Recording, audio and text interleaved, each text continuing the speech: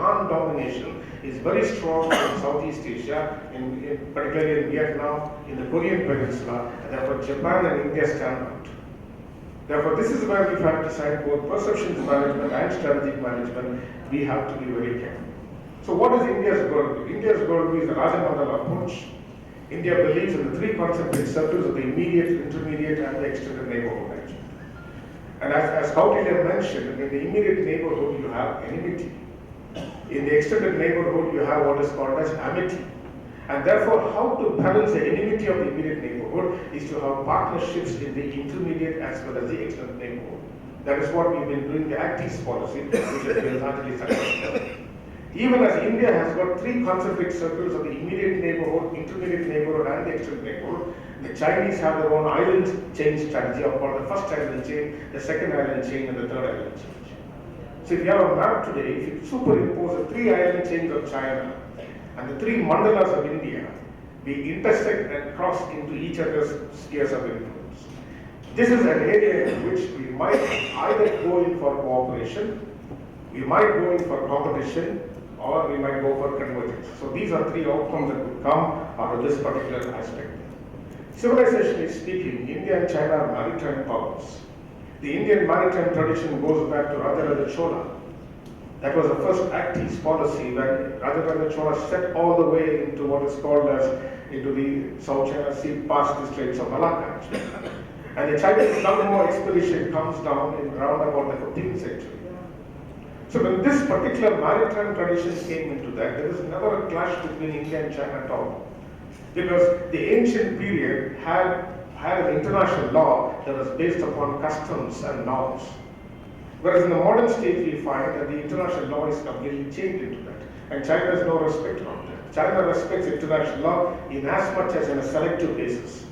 And we have the United States which does not respect the law of the sea that comes in.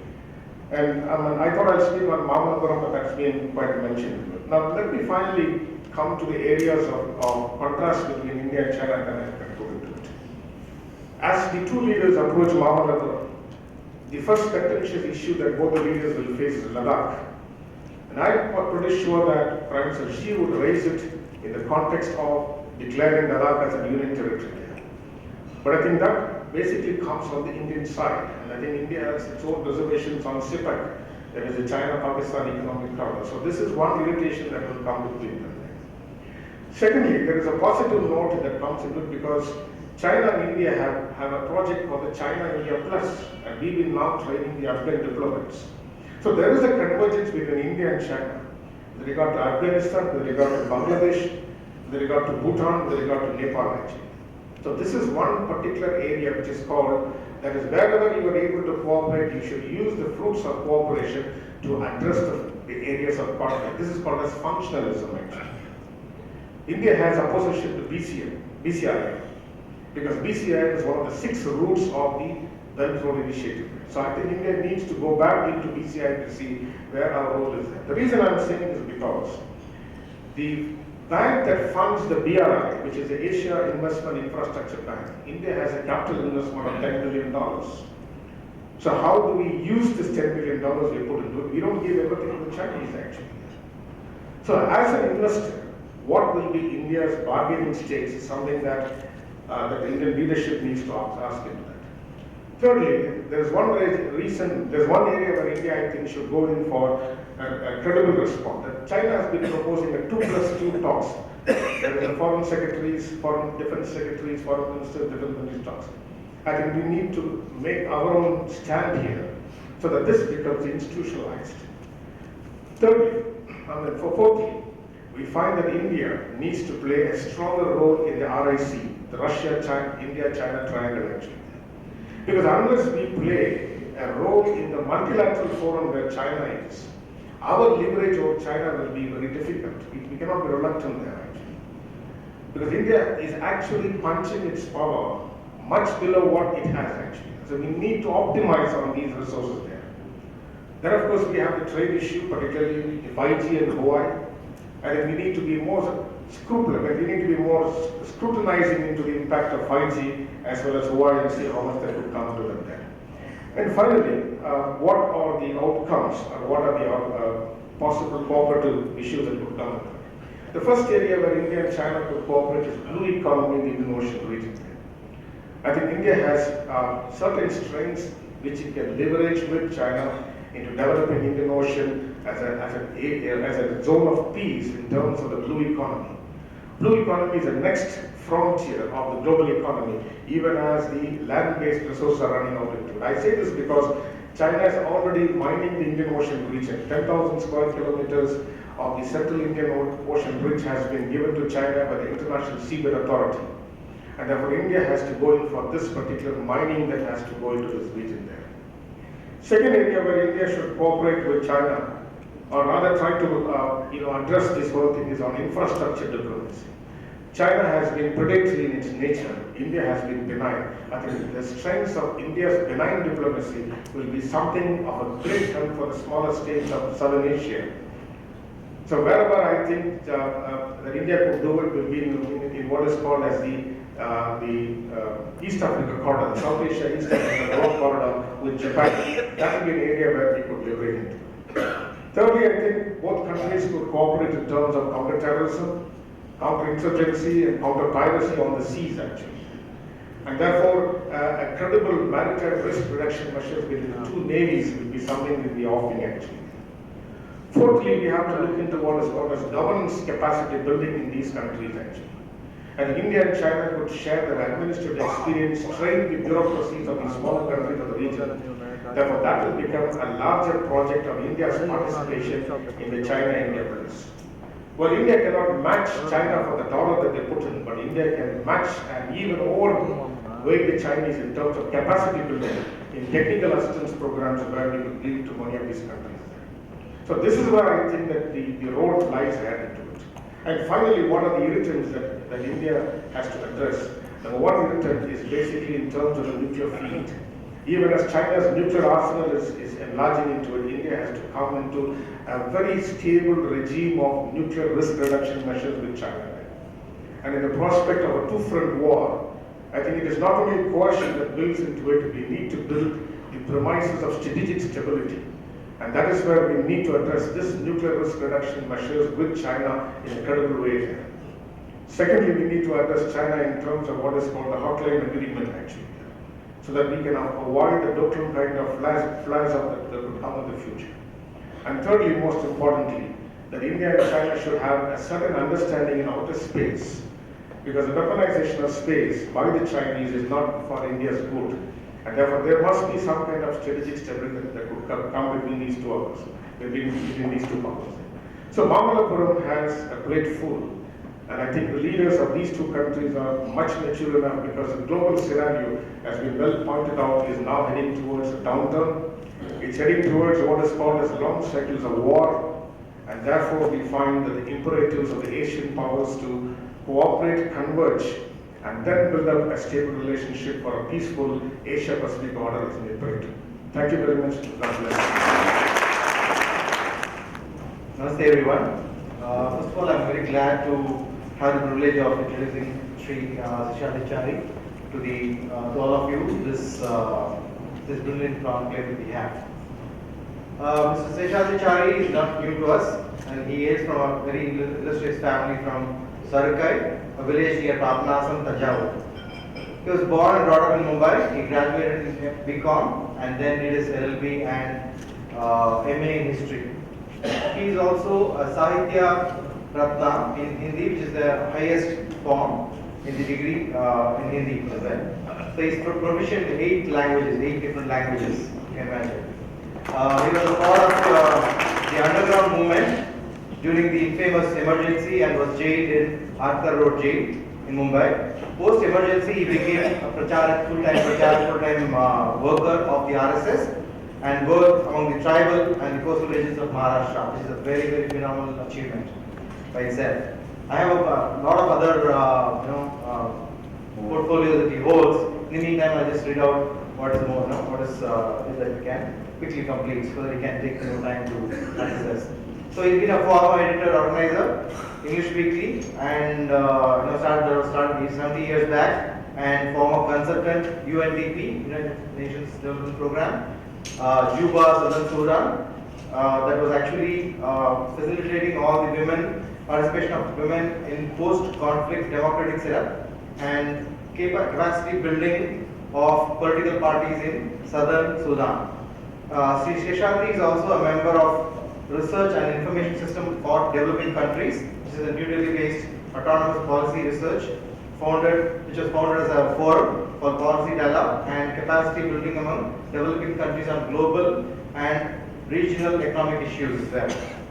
He is also a joint director of international affairs at National Security Studies. Shri Chari is currently serving as a research director, Chronicle Society of India for Education and Academic Research. He is also the Vice President, Society for Consumers and Investors Protection Forum, empaneled by SEBI and Ministry of Corporate Affairs, Government of India. Besides being a director forum of our Strategic and Security Studies, which is engaged in publishing reports subject to strategic importance of India and region publishers of Agni journal as well. Shri Chari is Secretary General, Forum for Integrated National Security, presently working on land and marine security challenges. He is also a former convener, National Convener, Foreign Affairs Cell, Bharatiya Janata Party, member of Foreign Affairs Committee, Bharatiya Janata Party, member of National Executive, right now is a member of National Executive Committee, BJP as well, and he is an advisor to International Buddhist Confederation and International Buddhist Organization devoted to the cause of spreading the philosophy of Buddha. Consulting editor, HW News Network, and digital news portal with more than 10 million viewers. Anybody asking for this business card, it's going to be a 2-page publication that is there. So welcome to you, sir. The biggest challenge that I am facing now is to speak after two really well-known experts. Compared to that, India-China challenges nothing.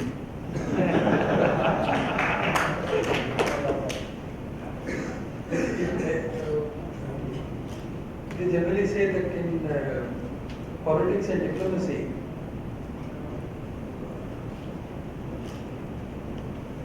if people begin understanding what you say, you have not been diplomatic enough. And the same goes as far as these meetings are concerned. Symbolism plays an important role. Therefore, as Dr. Ramkumar very rightly pointed out, it's very symbolic that the second informal round of meetings between Xi Jinping and Modi is taking place in Mahabalipuram. He has explained the importance of Mahabalipuram. We should also know the importance of Wuhan. The first meeting took place in Wuhan. And if you go into the history of 1947 to say 1975 to 80 onwards, it was not a very easy, it was not a very easy and smooth ride for the first Chinese Communist Party, Mao. Mao faced a huge problem as far as his own engagement with PLA was concerned. So his issue of facing the People's Liberation Army was either you shake hands with them and share power with People's Liberation Army, or the second choice was to create greater power center so that the PLA is under control. So he had to face a coup. He invited PLA officers. All of them were called for a meeting in Wuhan.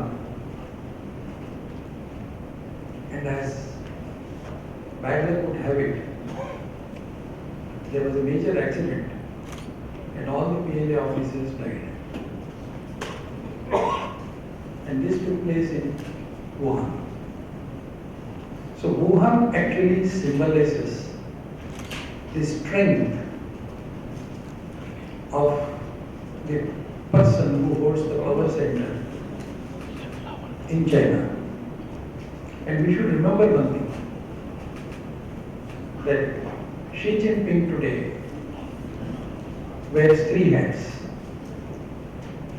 He is the Secretary General of the party. The party did away with the post of chairman after the death of Mao. So he is the top person as far as the party is concerned. He is the army chief and is also the president, which gives him three exceptional powers which no other Chinese leader had enjoyed in these years. So,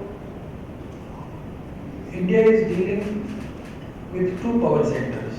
One is the most powerful person, and two, the most powerful economy. As it was pointed out, if you consider the changing geopolitical dynamics, it has always been a race for supremacy.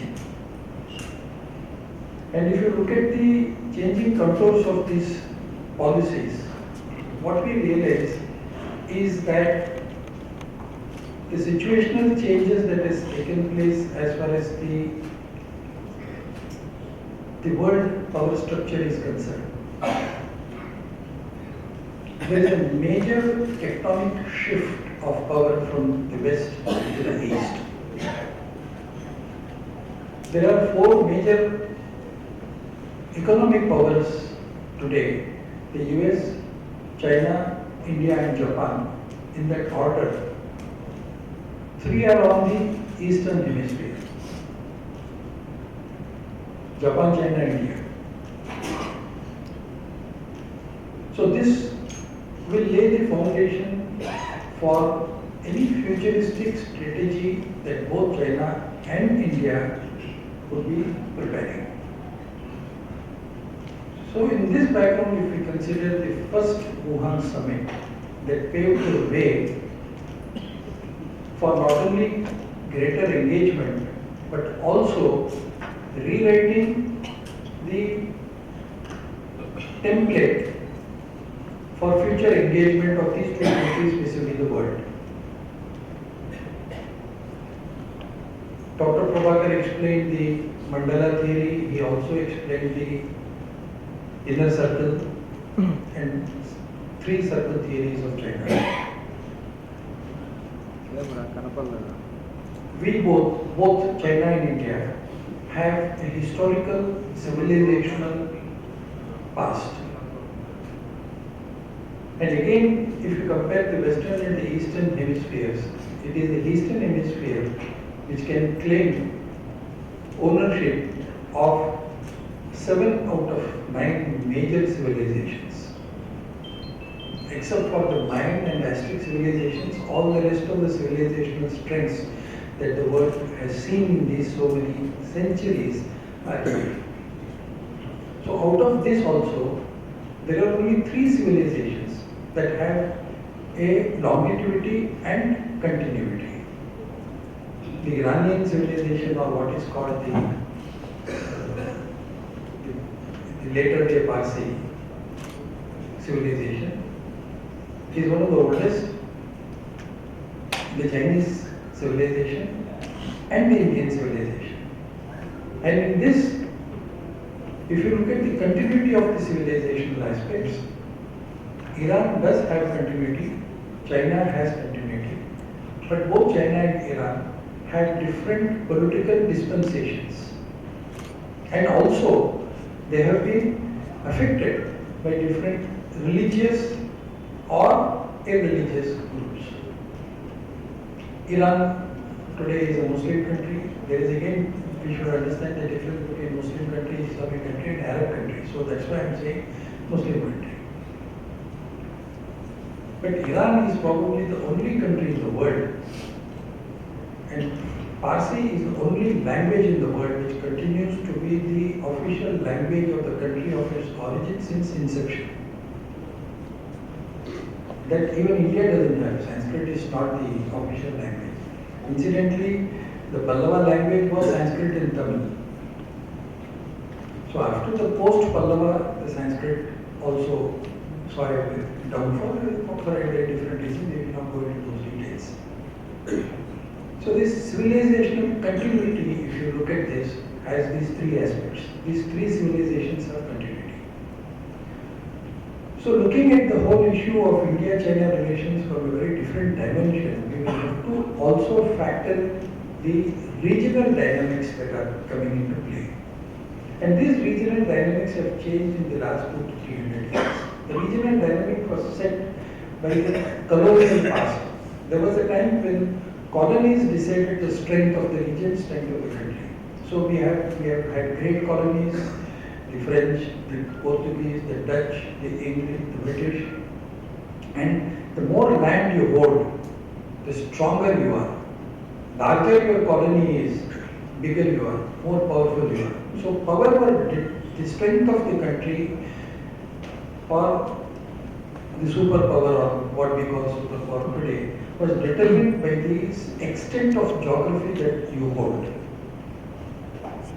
And then pre-First World War and the beginning of the 19th century, we saw the dismantling of the colonies. What began as the First World War slowly began to settle and colonies began to shrink. Their hold on the geography began to shrink.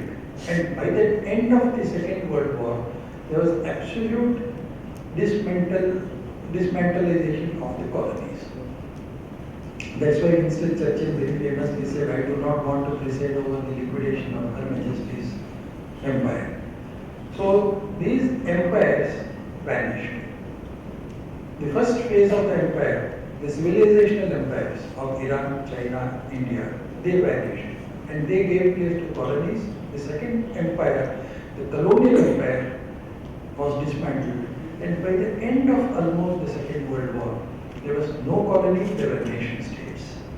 And then with the rise of nation states, there came a situation where polarities began to play a role. Civilization to empires, colonies to polarization. And then emerged a situation, a Cold War. After the end of the Second World War, there was a Cold War period which determined the two strategic powers, the poles, US and USSR. So this bipolarism became the most important aspect of determining the strength of the countries. After the end of Cold War and after the disintegration of USSR, the world phased into what we call the unipolar world structure, where the strategic world structure was determined by one country. And then from the polarities, then it again became bipolar, and from bipolar to unipolar, from unipolar to multipolar. And then among these polarities, there is a new structure which is evolving, which we are now studying in China Study Center as Professor Prabhakar pointed out. A new polarity of tripolarity is emerging. So this is the aspect, the tripolarity. So the tripolarity is one aspect that is going to really emerge as the most important element to study the structural behavior of these two countries. If we strategically look at the Indo-India-China relationship, the most important element that we have to take into consideration is the 1954 agreement and then the 1962 aggression and then the various incidents that became milestones in the relationship. So from what we would not very popularly but understandably easily to understand is the initial honeymoon phase between India and China. And then came around 1959 onwards, after the aggression that China committed in Tibet, and Dalai Lama had to, His Holiness the Dalai Lama had to come to India for seeking political asylum, there was a frozen period. And then from the frozen period, we came to, it was President K.R. Narayanan and then Rajiv Gandhi and then P.V. Narasimha Rao and Atal Bihari Vajpayee. Up to this period was what we call the recovery period.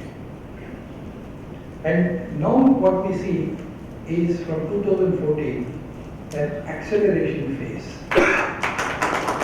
So this acceleration phase is what we are now discussing and witnessing, the prospects and challenges of this phase.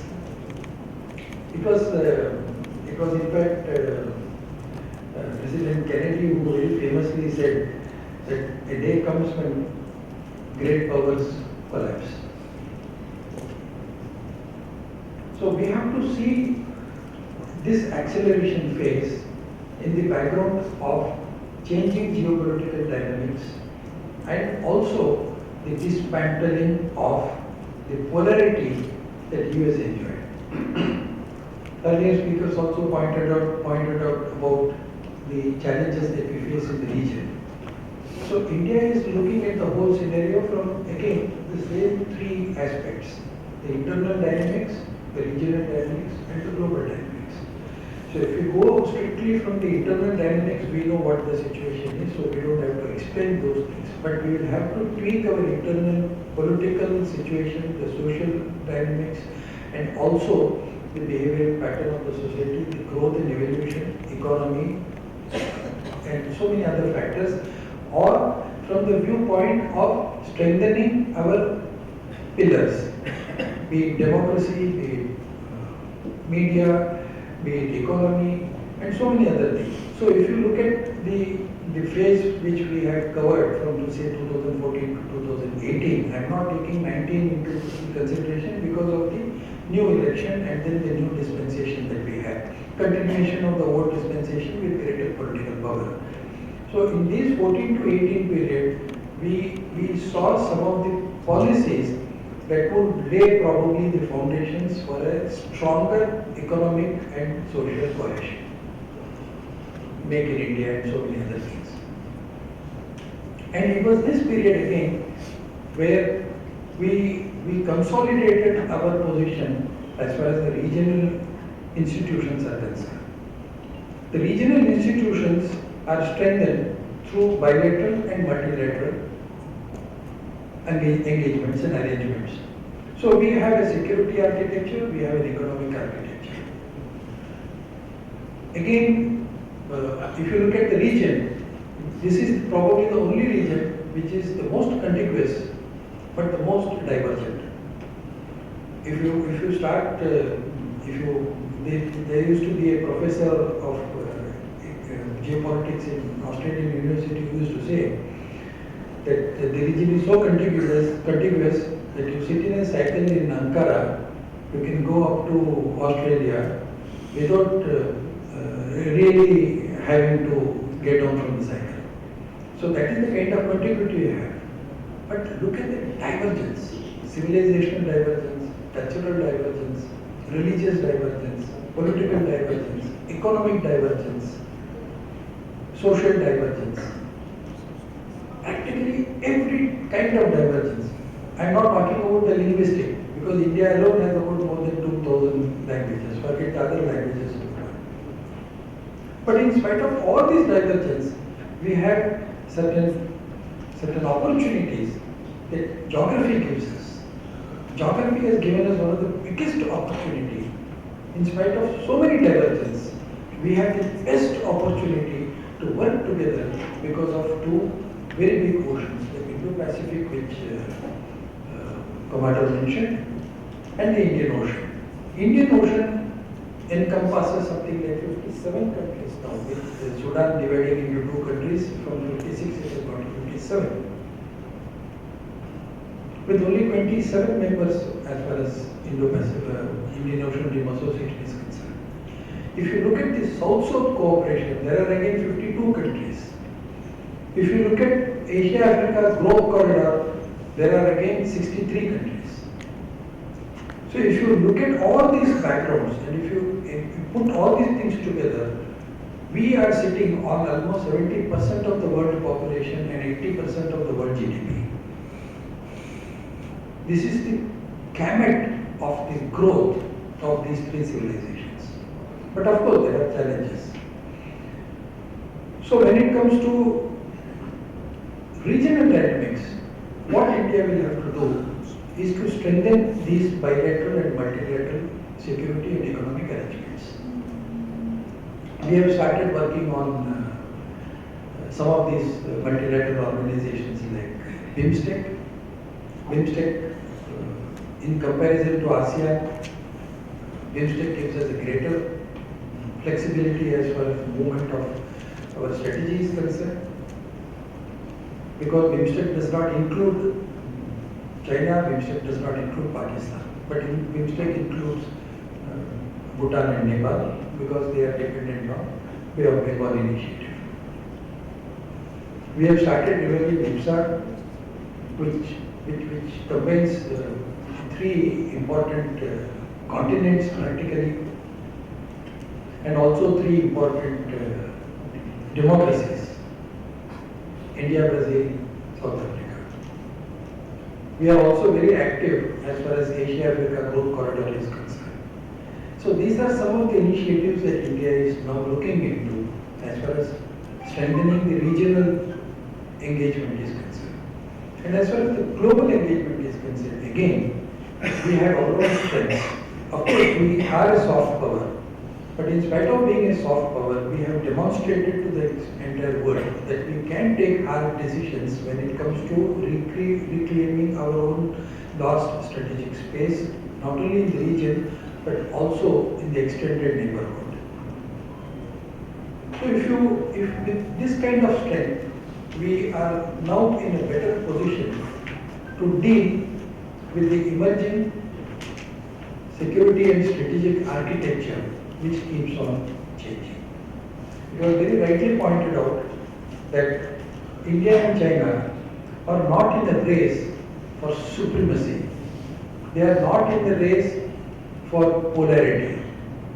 They are civilizational countries, they are civilizational existence which has a continuity, which has a past and which has a future. So we are working towards this future on the strengths and weaknesses of our civilizational past. So what should determine the collective growth and happiness of the region is a long-term peace which will not compromise with the strategy and security of these respective countries, but at the same time enhance the growth, security and strategy of the region and of the world, given the constraints and the extension of their respective world view. So it is in this background that the first Wuhan meeting took place. It is in this background that the second India-China meeting would be taking place in Mahabalipuram. A lot of expectations have been earmarked and strategized. We would be able to make an assessment only of what happens after the meeting takes place. And since officially the meeting has not yet been announced, so we hope the official meeting would be announced after the actual meeting takes place, because it is an informal meeting. But I really commend the Citizens Forum for